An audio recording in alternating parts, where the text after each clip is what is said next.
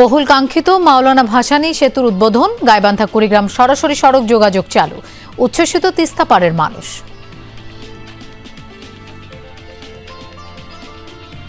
সেতু হওয়াতে নদী ভাঙন বন্ধ হয়েছে, গাড়ি দিয়ে চলাফেরা করা যাবে, হয়তো বা মনে করে এখন লোকের চড়া লাগবে না। দুই ডিস্ট্রিক্টের লোক এখানে যাতায়াত খুবই সুবিধাজনক হয়েছে, তাই আমরা খুবই আনন্দিত।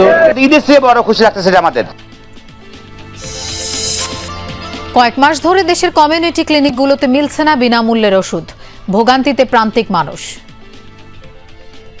এক মাস পর্যন্ত এইটার দ্বারাই এইটা ওষুধ আয় না। সরকার যদি না দেয় তাহলে টালা মারে লোন আমরা মিছিল করি রাস্তায়, এই কথা কইয়াতে যাই গিয়া। নানা সংকটে জর্জরিত নাটোর সদর হাসপাতাল।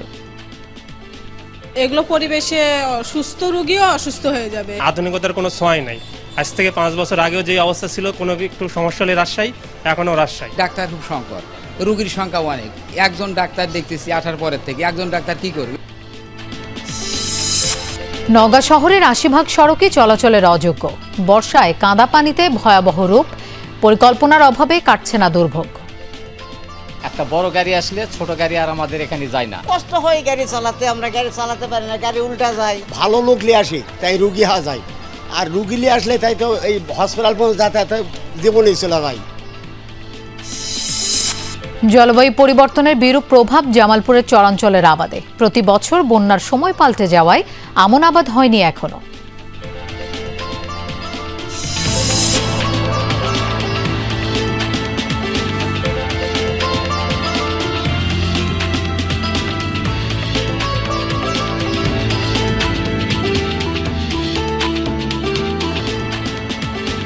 আনুষ্ঠানিকভাবে উদ্বোধন করা হলো বহুল প্রত্যাশিত মাওলানা ভাসানী সেতু।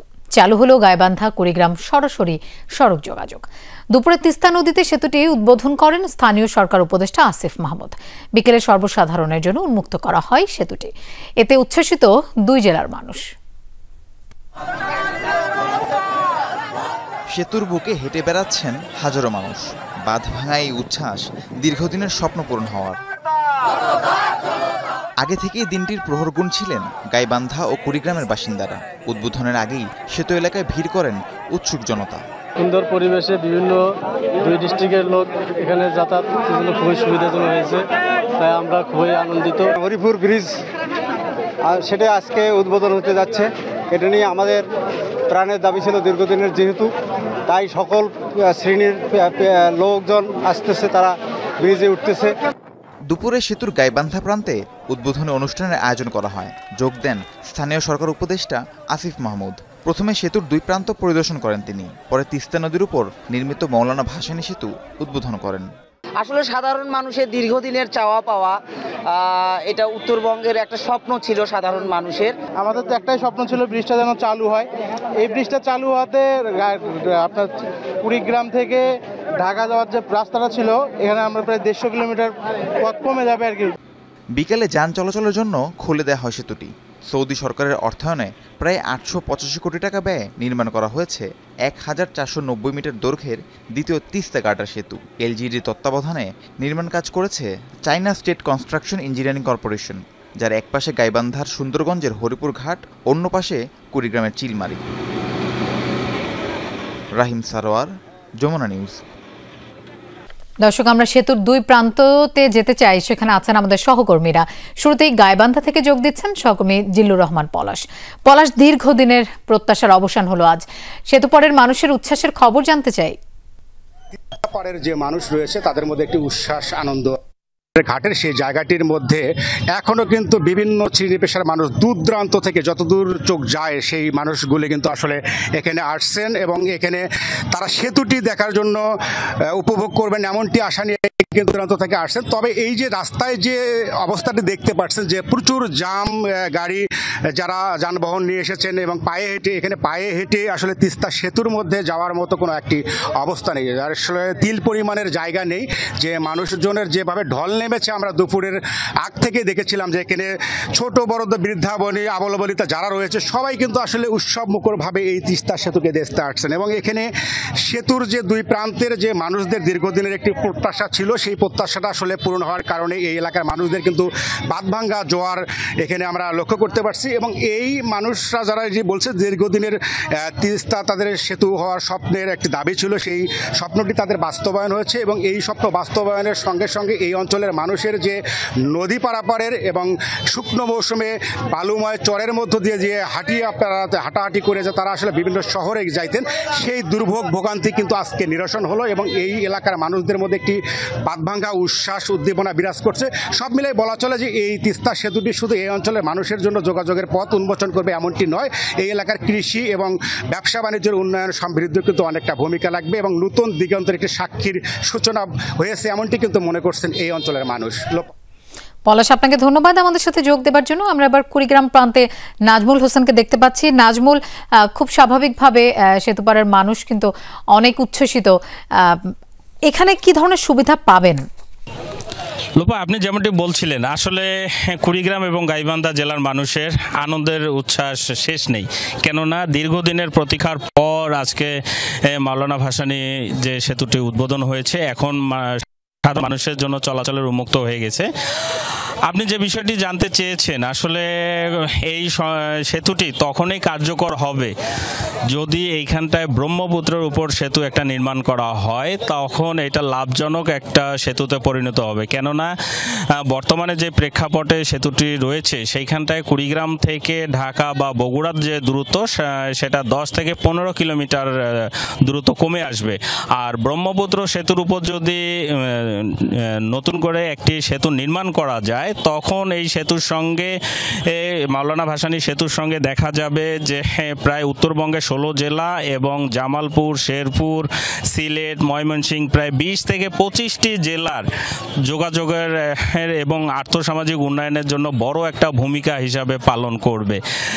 তবে সাধারণ মানুষের যে চাওয়াটা হচ্ছে, বর্তমানে যে মাওলানা ভাসানী সেতুটা উন্মুক্ত করা হয়েছে, এতে করে দুই জেলার গাইবান্ধা এবং কুড়িগ্রাম জেলার যে চরাঞ্চলে যে উৎপাদিত ফসল, সেটা ব্যবসা বাণিজ্যের জন্য বড় একটা ভূমিকা রাখবে। আমি যদি বাস্তবায়ন হয়, তবে সেই ক্ষেত্রে এই সেতুটি অর্থনৈতিক দ্বার উন্মোচনের জন্য বড় একটা ভূমিকা রাখবে। তবে আমাদের কুড়িগ্রাম এবং গাইবান্ধা সহ গোটা উত্তরাঞ্চলে 16 জেলার মানুষের একটা দাবি রয়েছে, কুড়িগ্রামের ব্রহ্মপুত্র নদের উপর একটা যদি স্থায়ী সেতু নির্মাণ করা হয়, সেই ক্ষেত্রে জেলা সারা বাংলাদেশের অর্থনৈতিক হার্ট হিসাবে এটা পরিচিতি পাবে ব্রহ্মপুত্র সেতু, এবং যোগাযোগ ব্যবস্থার একটা মাইল ফলক তৈরি হবে। নাজমুল, আপনাকে ধন্যবাদ আমাদের সাথে যোগ দেওয়ার জন্য। গেল কয়েক মাস ধরে দেশের বিভিন্ন উপজেলার কমিউনিটি ক্লিনিকে ওষুধ সংকট, ফলে ভোগান্তি পোহাচ্ছেন প্রান্তিক রোগীরা। এ নিয়ে বেশ কয়েকটি প্রতিবেদনও প্রচার করেছে যমুনা টেলিভিশন। সংশ্লিষ্ট কর্মকর্তারা সমস্যার সমাধানের আশ্বাসও দিয়েছেন। তবে কিছু এলাকার ক্লিনিক এখনও ওষুধ শূন্য। ভোগান্তিতে ভোলার বোরহানুদ্দিনের সেবাগ্রহীতারাও। কমিউনিটি ক্লিনিক প্রত্যন্ত অঞ্চলে হতদরিদ্রদের চিকিৎসার ভরসাস্থল। হাতের কাছে চিকিৎসক, বিনামূল্যের ওষুধ এবং সেবা পাওয়ার নিশ্চয়তা। তাই তো ছোটখাটো দুর্ঘটনা বা অসুস্থতায় প্রথমেই ছুটতে হয় কমিউনিটি ক্লিনিকে। তবে সাম্প্রতিক সময়ে বেশ ভাবনায় ফেলেছে প্রতিষ্ঠানটি। ওষুধ সাপ্লাই বন্ধ থাকায় চরমভাবে ব্যাহত হচ্ছে সেবা কার্যক্রম। এই যেমন সীমান্ত জেলা পঞ্চগড়ের কমিউনিটি ক্লিনিকগুলোতে 8 মাসের বেশি সময়ে ভাবনায় ফেলেছে প্রতিষ্ঠানটি। ওষুধ সাপ্লাই বন্ধ থাকায় চরমভাবে ব্যাহত হচ্ছে সেবা কার্যক্রম। এই যেমন সীমান্ত জেলা পঞ্চগড়ের কমিউনিটি ক্লিনিকগুলোতে 8 মাসের বেশি সময়ে বন্ধ ওষুধ সাপ্লাই। মেহেরপুরের সংকট ছিল 6 মাস। খুলনায় ওষুধ যায়নি গত জুলাই থেকে।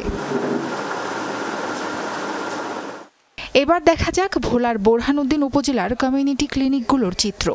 ওষুধ না পেয়ে ক্ষুব্ধ সেখানকার সেবাগ্রহীতারা। একটা গ্যাস্ট্রিকের জিনিস, গ্যাস্ট্রিকের ওষুধ খুঁজি 1 মাস, এই ডাক্তার সত্য কথা, 1 মাস পর্যন্ত এইটার দ্বারাই এইটা ওষুধ আয় না, ওষুধ আয় না। সরকার যদি না দেয় তাহলে টালা মারি লোন আমরা মিছিল করি রাস্তায়, এই কথা কইয়াতে যাই গিয়া। উপজেলার 9 ইউনিয়নে 29টি কমিউনিটি ক্লিনিক। প্রতিটি ক্লিনিকে প্রতিদিন সেবা নেন শতাধিক রোগী। সরকারিভাবে 27 ধরনের ওষুধ পাওয়ার কথা রোগীদের, অথচ 12টি ক্লিনিকই ওষুধ শূন্য। বাকিগুলোতে মিলছে মাত্র 5-6 ধরনের ওষুধ। অ্যালার্জি বেশি সমস্যা, তাই আবার একটু মাথা বেশি ওষুধ দিলে আইলি কয়ে নাই কাহি যে আইব আইলে নিয়ে আজকে 3 দিন ধরে আসতেছি এই জায়গায়, জ্বর ঠান্ডা, ওষুধের লিগে পাইতেছি না। সেবাদাতারা বলছেন 1 সপ্তাহের মধ্যে ওষুধ না এলে সংকট আরও তীব্র হবে। রোগীরা আসে বিভিন্ন ধরনের ওষুধের জন্য, আইসা ঔষধ পায় না, না পাইয়া আমাকে বিভিন্ন ধরনের আজে বাজে মন্তব্য করে যে আপনি এটা এখানে আসেন কেন, এটা খোলেন কেন, এটা বন্ধ করে রাখেন, আপনি না এলে তার আমরা আই না। গত 3 মাস আগে আমি ওষুধ নিয়ে আসছি, তো এখন প্রায় আমার মাসের শেষের দিকে একটু আমার ওষুধের সংকট। আমি এখন প্রায় আমার ক্লিনিকে প্রায় প্রত্যেক দিন 75 থেকে 80 জনের মতো রোগী হয়। সিভিল সার্জন বলছেন এরই মধ্যে সদর উপজেলার ক্লিনিকগুলোতে ওষুধ পৌঁছে গেছে। সপ্তাহখানেকের মধ্যে সংকট নিরসন হবে। 27 আইটেমের ভিতরে তাদের কিছু আইটেম অলরেডি শর্ট হয়ে গেছে, বিশেষ করে যেমন ভিটামিন গ্যাস্ট্রিক এগুলো আগে ভাগে শর্ট হয়ে যায়। তবে আমাদের আশার আলো হলো সদর উপজেলা কিন্তু গতকালকে তারা ওষুধ পেয়েছে। আমরা খুব শীঘ্রই অন্যান্য উপজেলা আমরা ওষুধ পাবো এবং কমিউনিটি ক্লিনিকের যে স্বাভাবিক কার্যক্রম সেটা তারা চলমান রাখবে। ক্লিনিকে বিনামূল্যে ওষুধ না পেয়ে বাইরে থেকে কিনতে হচ্ছে রোগীদের। দ্রুত সমস্যার সমাধান চান হতদরিদ্ররা। সাবরিনা লিজা, যমুনা নিউজ।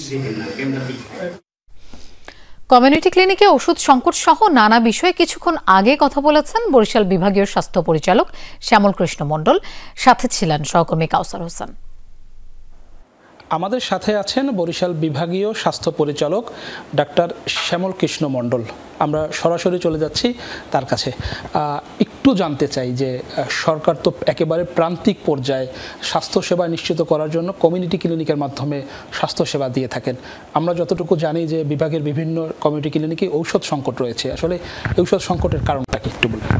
ধন্যবাদ আপনাকে। আসলে আমি এটাকে সংকট বলতেছি না, আমরা একটা স্টেজ থেকে আরেকটা স্টেজে গেছি। পরিবর্তিত সরকারের পরিপ্রেক্ষিতে অনেকগুলো পরিবর্তন এসেছে। আমরা আগে যে পদ্ধতিতে ঔষধগুলো দিতাম সেই পদ্ধতিতে না, নতুন পদ্ধতিতে এসছে, যার জন্য মাঝখানে কিছুদিন আমাদের একটু গ্যাপ ছিল। ইতিমধ্যেই আমাদের বরিশাল বিভাগে প্রায় 1100 কমিউনিটি ক্লিনিকে অনেক সেন্টারে ইতিমধ্যে ওষুধ চলে আসছে এবং বাকি সেন্টারগুলোতেও আমার বিশ্বাস খুব অল্প সময়ের মধ্যে চলে আসবে। যার জন্য এটাকে আমরা ওষুধ স্বল্পতা না বলে সাময়িক আমার একটা কর্মসূচিকে চেঞ্জে অন্য রূপে কাজ করার জন্য হয়তোবা কিছু কিছু জায়গায় সাময়িকভাবে ওষুধের শর্টেজ দেখা দিতে পারে বলে আমার মনে করি। সরকারের পক্ষ থেকে 27 ধরনের ওষুধ বিনামূল্যে দিয়ে থাকে। আসলে এই মানে বর্তমানে কি কি ঔষধ আসলে আপনাদের মজুদ আছে বা 27 ধরনের ঔষধ এসে দিতে পারছেন কিনা? না, এটা হচ্ছে কি, আমরা ওদের মাধ্যমে যেটা দিতে চাই, যেমন আগে যেগুলো ছিল আমরা কিছুটা চেঞ্জ আনতে চাই। আমরা ওদের মাধ্যমে ডাক্তারি করাতে চাই না। ওখানে হচ্ছে একটু রেফারাল ব্যবস্থা, কিছু স্বাস্থ্য শিক্ষা এবং কিছু জরুরি ওষুধ। যেমন মনে করেন একটা মানুষের হঠাৎ জ্বর, মাথা ব্যথা হলো, তাকে একটা প্যারাসিটামল দিলাম। তার পেটে গ্যাস হচ্ছে, তাকে একটা গ্যাসের ওষুধ দেওয়া। কিন্তু আমরা তাকে চাই না যে একটা চিকিৎসা পদ্ধতি শুরু করার জন্য, যেমন তাকে একটা অ্যান্টিবায়োটিক দেওয়া, একটা প্রেশারের ওষুধ দেওয়া, একটা ডায়াবেটিসের ওষুধ দেওয়া, যা একজন চিকিৎসকের মাধ্যমে করতে পারে। যার জন্য আমাদের এখন পরিবর্তিত যে প্যাকেজগুলো আসতেছে শুধুমাত্র এজেন্সিয়ালি তাকে সিমটমস কন্ট্রোল করার জন্য কিছু ওষুধ। কবে নাগাদ আমরা বলতে পারি যে এই যে ঔষধ স্বল্পতা রয়েছে এটা কেটে যেতে পারে? আমরাই তো বললাম যে আমরা ইতিমধ্যেই আমাদের অনেকগুলো কমিউনিটি ক্লিনিকে ওষুধ চলে আসছে এবং ওষুধটা যেহেতু আসতেছে আমাদের, আমরা সেন্ট্রাল না, ঢাকা হোক বা ওদের যেগুলো যে ইন্ডাস্ট্রি আছে সেই ইন্ডাস্ট্রির থেকে আমাদের এখানে সরাসরি আসবে। তো আসতে গেলে একটু পরিবহনেরও তো ব্যাপার আছে, এতগুলো কমিউনিটি ক্লিনিকে আসবে। যেহেতু আসতেছে, আমার বিশ্বাস খুব অল্প সময়ের মধ্যে, আমি টাইমটা না বলে এটাই উচ্চারণ করতে চাই যে সরকার এই ব্যাপারে খুবই কনসার্ন। গ্রামীণ স্বাস্থ্যসেবাকে একদম একটা লেভেলে রাখা, মানে যেখানে মানুষ কোনো রকমের সাফারিংস না হয়। সুতরাং যেহেতু ওষুধ আসতে শুরু করছে, আমরা পরবর্তী পরিস্থিতি চলে আসছি, আমার বিশ্বাস খুব অল্প সময়ের মধ্যে গ্রামের মানুষগুলো এই ওষুধগুলো পেয়ে যাবে। ধন্যবাদ। বরিশালের যিনি বিভাগীয় স্বাস্থ্য পরিচালক রয়েছেন তিনি আশ্বস্ত করেছেন যে খুব শিগগিরই আসলে স্বল্প সময়ের মধ্যে কমিউনিটি ক্লিনিকগুলো যেখানে ঔষধ সংকট রয়েছে সেই সংকট কেটে যাবে এবং প্রতিটি যে 1100 যে কমিউনিটি ক্লিনিক রয়েছে সেখানে যারা স্বাস্থ্যসেবা নিয়ে থাকেন তারা প্রতিনিয়ত সেই ঔষধ পাবেন। চিকিৎসক সহ নানা সংকটে জর্জরিত নাটোর সদর হাসপাতাল। 250 শয্যার আধুনিক এই হাসপাতালে প্রতিদিনই চিকিৎসা না পেয়ে ফিরে যাচ্ছেন অনেকে। এছাড়া ওষুধ স্বল্পতা, অপরিচ্ছন্ন পরিবেশে দুর্ভোগ পোহাতে হচ্ছে রোগী এবং স্বজনদের। নাটোর আধুনিক সদর হাসপাতাল 100 শয্যা থেকে 250 শয্যায় উন্নীত করা হয় বছর 3 আগে। শয্যা বাড়লেও বাড়েনি সুযোগ সুবিধা, নেই পর্যাপ্ত চিকিৎসক ও কর্মকর্তা কর্মচারী। এতে ভোগান্তি পোহাতে হচ্ছে সেবা নিতে আসা রোগীদের। আমার বাড়ি অনেক দূরে, আমি সকালবেলা আছি, এত বসতে বসতে তো টিকিট কাটলাম, টিকিট পাই, এখন ওষুধ লেগেছে স্কোয়াড, আমি তো আর স্কোয়াড 3টা ওষুধ আমি কিনতে পারবো না, তো আর নাই কিনলেন গা। নার্সের কাছে যদি কোনো কিছু বলা হয় যে রুগীর স্যালাইন চলাকালীন স্যালাইনটা বন্ধ করেন, সেই জিনিসটাও তারা করতে যায় না। ডাক্তার যদি বেশি থাকে তাহলে আরও লোকজনের সুবিধা হবে, চিকিৎসাটা ভালো হবে, আরও মেডিকেলে পরিষ্কার করলে আরও জিনিসগুলো ভালো থাকবে। 9 জন বিশেষজ্ঞ চিকিৎসক ও 23 জন MBBS ডাক্তার দিয়ে চলছে নাটোর সদর হাসপাতাল। প্রতিদিন গড়ে চিকিৎসা নেন 2000 রোগী। ঘন্টার পর ঘন্টা অপেক্ষা করে ফিরে যান অনেকেই। অনেকে বাধ্য হন বেসরকারি হাসপাতালে চিকিৎসা নিতে। এই অবস্থায় সামাজিক মাধ্যমে প্রতিবাদে সরব হয়েছেন অনেকে। এই হাসপাতালে কোনো হার্ট ডিজিজ বা স্ট্রোকের পেশেন্ট পেলেই তারা তাকে রেফার টু রাজশাহী করে দেন। এখানে আধুনিকতার কোনো ছোঁয়াই নাই।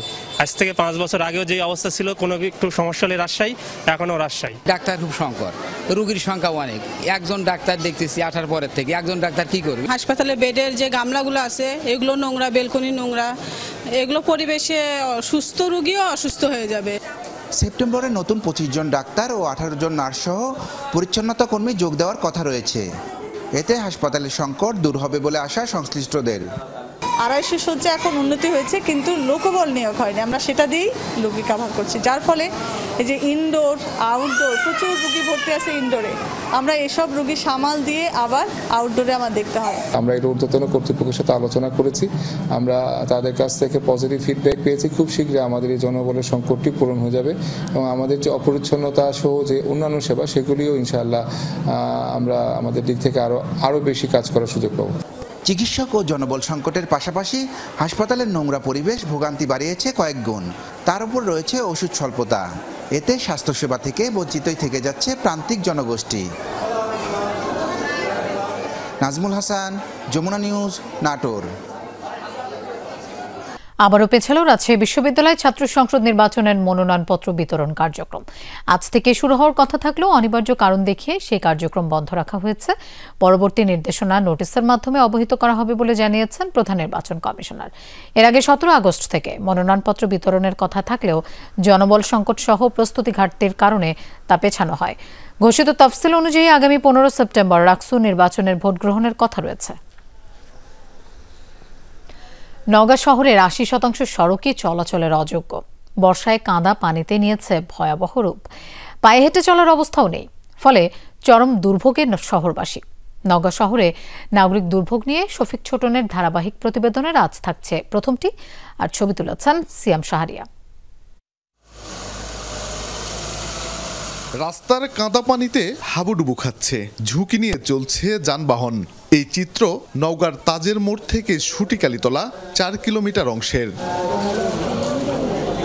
একই অবস্থা পারনৌগা, বাঙ্গাবাড়িয়া, মাস্টারপাড়া, চকবাড়িয়া, আরজিনৌগা, গোস্তহাটির মোড় সহ শহরের বেশিরভাগ সড়কের। দীর্ঘদিন মেরামত করা হয়নি, ফলে সড়ক থেকে ইট পাথরের কনক্রিট উঠে তৈরি হয়েছে ছোট বড় গর্ত। ড্রেনেজ ব্যবস্থারও বেহাল দশা, ফলে সীমাহীন দুর্ভোগে চলাচলকারীরা। আলুপট্টি যে ট্রাফিক বক্স বলে, ট্রাফিক বক্স থেকে জালাপাড়া ব্রিজ পর্যন্ত এই রাস্তাটার বেহাল অবস্থা। কষ্ট হয় গাড়ি চালাতে, আমরা গাড়ি চালাতে পারি না, গাড়ি উল্টা যায়। একটা বড় গাড়ি আসলে ছোট গাড়ি আর আমাদের এখানে যায় না। এটা যদি ভালো লোক নিয়ে আসে তাই রুগী হওয়া যায়, আর রুগী নিয়ে আসলে তাই তো এই হসপিটাল পর্যন্ত যাতায়াত জীবনেই চলে যায়। পৌরসভার তথ্য বলছে এই শহরে ছোট বড় মিলিয়ে সড়কের সংখ্যা প্রায় 2500, দৈর্ঘ্য 435.76 কিলোমিটার। এর মধ্যে 150.9 কিলোমিটার সড়ক আরসিসি ও পিচ ঢালা। ইট সোলিং ও সোলিং করা রয়েছে 142 কিলোমিটার। 100 কিলোমিটার সড়ক এখনো পাকাই করা হয়নি। বিগত দিনে বিভিন্ন প্রকল্পের মাধ্যমে উন্নয়ন করা হয়েছে, কিন্তু দীর্ঘমেয়াদী পরিকল্পনার অভাবে দুর্ভোগ থেকে মুক্তি মিলছে না বলছেন সচেতন নাগরিকরা। নওগাঁর গোস্তহাটির মোড়টা দেখেন, ওখানে যে যানজটটা এখন হয় শুধু রাস্তার কারণে। ওই জায়গাটা একটু প্লেন করে দিলে কিন্তু দ্রুত গাড়িগুলো চলে যায়, ওখানে কিন্তু যানজট হয় না। আমাদের পরিকল্পনাই নয়। এটা প্রথম শ্রেণীর পৌরসভা, কিন্তু একে বর্ধিত হওয়ার পরে যে ট্যাক্স নেওয়া হয় আমি জানি না, বা আমরা নওগাঁবাসী তার সুফলটা কি আজ পর্যন্ত আমরা উপলব্ধি করতে পারিনি। বেহাল সড়কগুলো মেরামত নয়, শিগগিরই প্রকল্পের মাধ্যমে নতুন করে উন্নীতকরণের উদ্যোগ নেওয়ার পরিকল্পনার কথা বলছেন কর্মকর্তারা। নতুন করে আরেকটা প্রজেক্ট পাইছি, RUTDP, resilient urban territorial development project. এই প্রজেক্টে আমরা আশা করছি 3 বছরে প্রায় 100 কোটি টাকার মতো উন্নয়ন কাজ আমরা করতে পারবো, রাস্তা এবং ট্রেন, ফুটপাথ, রোড লাইট। সড়কের পরিবর্তে এটিকে খাল বললে কি ভুল হবে? নওগাঁ শহরের এসব রাস্তাঘাটের যেন অভিভাবক নেই। বছরের পর বছর পরিকল্পনা আর আশ্বাসের মধ্যেই দিন অতিবাহিত হচ্ছে। এই ভোগান্তি লাঘবে দ্রুত এগিয়ে আসুক কর্তৃপক্ষ, এমনটি প্রত্যাশা ভুক্তভোগীদের। শফিক ছোটন, যমুনা নিউজ, নওগাঁ। জলবায়ু পরিবর্তনের বিরূপ প্রভাব জামালপুরের চরাঞ্চলের আবাদে। প্রতি বছর বন্যার সময় পাল্টে যাওয়ায় ক্ষতির শিকার চাষিরা। এবার আমন আবাদের নির্ধারিত সময় পেরিয়ে গেলেও ফাঁকা ইসলামপুর ও দেওয়ানগঞ্জের বেশিরভাগ মাঠ। নদী তীরে কিছুটা দেরিতে ধান রোপণের পরামর্শ দিচ্ছে কৃষি বিভাগও। যতদূর দুচোখ যায় শুধুই পানি, তলিয়ে আছে বিস্তীর্ণ মাঠ, পানিবন্দী ঘরবাড়িও। ইসলামপুর ও দেওয়ানগঞ্জে যমুনা নদীর বাম তীরবর্তী ও চরাঞ্চল কয়েকদিন ধরেই জলমগ্ন। তাই নির্ধারিত সময় পেরিয়ে গেলেও সব জমিতে এবার ধান রোপণ হয়নি। কৃষকরা অপেক্ষায় আছেন পানি নেমে যাওয়ার। নিম্ন অঞ্চলগুলো পানিতে ডুবে আছে। এই সময় আসলে বন্যা হওয়ার কথা না, তারপরেও বন্যা হওয়ার কারণে আমরা আবাদ করতে পারতেছি না। মৌসুম চলে যাইতে আছে, আমরা আমন ধান আবাদ করতে পাইতে আসি না। মাইসা জমি না দিয়ে বাগি করি, 2 বিঘা জমি না দিয়ে করি, যদি বন্যা খাওয়া যাচ্ছে সর্বনাশ। জলবায়ু পরিবর্তনে প্রতি বছরই বদলে যাচ্ছে বন্যার সময়। কখনো সময়ের আগে, কখনো বা দেরিতে এসে ভাসিয়ে দিচ্ছে কৃষকের স্বপ্ন। যারা কিছুটা উঁচু জমিতে চাষাবাদ করছেন তারা আছেন আরও আতঙ্কে। বন্যা হওয়ার কথা আষাঢ় মাসে, সেটা শ্রাবণ মাস শেষ হয়ে যাচ্ছে। এখন আমাদের ফসল নাগানির পরে অনেকটা হয়ে গেছে। আমরা একটা ফসল শুধু পাই, এই একটা ফসলের জন্য আমরা হয়তো আরেকটা ফসল নাগানির জন্য চেষ্টা করি। চেষ্টা করার পর দেখি যে হবে কি হবে না। নদী তীরবর্তী মাঠে কৃষকদের দেরিতে ধান রোপণের পরামর্শ দিচ্ছে কৃষি বিভাগ। আর বন্যা মোকাবেলার সব প্রস্তুতি নিয়ে রেখেছে পানি উন্নয়ন বোর্ড। বন্যার পূর্বাভাস থাকার কারণে আমরা কৃষকদেরকে প্রতিনিয়ত মেসেজ দিচ্ছি যেন বন্যার যে পূর্বাভাসটা আছে এটা দেখে যেন তারা রোপণ করে আর কি। আমাদের ইতিমধ্যে এই আগাম বন্যা যখন মে মাসে হয় তারপর থেকে জুন মাসে কিছু পানি বৃদ্ধি পেয়েছিল। তারপর আমরা অনেক ভালনারেবল জায়গায় ইতিমধ্যে জরুরি প্রতিরক্ষা কাজ, অস্থায়ী প্রতিরক্ষা কাজ সম্পন্ন করেছি। জামালপুরের ইসলামপুর ও দেওয়ানগঞ্জ উপজেলায় এখনও 40% জমিতে ধান রোপণ বাকি রয়েছে বলে জানিয়েছে কৃষি বিভাগ। সাগর ফরাজি, যমুনা নিউজ, জামালপুর। নরসিংদী সদরে খাবার পানি গায়ে ছিটানোকে কেন্দ্র করে বন্ধুর হাতে বন্ধু খুন হয়েছে। সকালে উপজেলার হাজিপুর এলাকায় এই ঘটনা ঘটে। প্রত্যক্ষদর্শীরা জানায় একই বাসায় থাকতেন 3 বন্ধু কাউসার, রাকিব ও মোজাম্মেল। গতরাতে খাবার পানি গায়ে ছিটানোকে কেন্দ্র করে তাদের মধ্যে ঝগড়া হয়। এরই জেরে দোকান কর্মচারী মোজাম্মেলকে কুপিয়ে হত্যার অভিযোগ ওঠে বাকি 2 বন্ধুর বিরুদ্ধে। ঘটনার পর থেকে পলাতক অভিযুক্ত 2 বন্ধু।